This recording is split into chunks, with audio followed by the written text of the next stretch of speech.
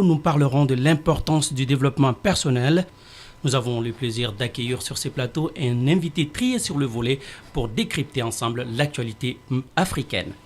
Bonjour, Monsieur Babadem. Bonjour et merci beaucoup pour cette invitation. Tout d'abord, nous allons parler du développement personnel. C'est quoi le développement personnel? Quel est son rôle? Le rôle que moi j'attribue au développement personnel, c'est quelque part d'avoir des objectifs et de pouvoir les atteindre. Mais les atteindre à travers ses propres critères, ses propres références et sa propre expérience.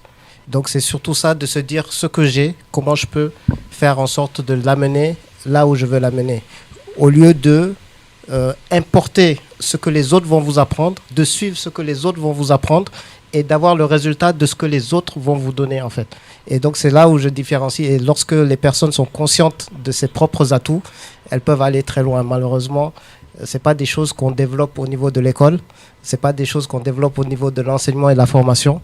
Et malheureusement, on retrouve beaucoup de gens qui se disent tiens, actuellement j'en ai besoin. Et souvent ceux qui le disent, c'est ceux qui vont rechercher du travail. On se rend compte que on n'a pas confiance en soi pour valoriser ses propres compétences. Il faut s'inspirer des autres, mais faire à votre sauce pour atteindre certains objectifs, que de copier les autres et ne pas pouvoir atteindre vos propres objectifs, mais des objectifs de l'autre qui ne sont pas quelque chose qui vous corresponde en fait. En quelques mots, quelles sont les bases du développement personnel? D'abord, c'est la prise de conscience de soi en fait. C'est à peu près ça, c'est de se dire quel est mon potentiel. Souvent, je vois des personnes comme ça.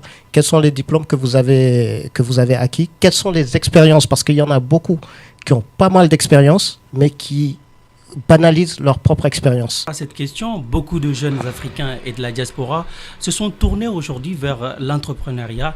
Quelle peut être la place du développement personnel dans ce secteur?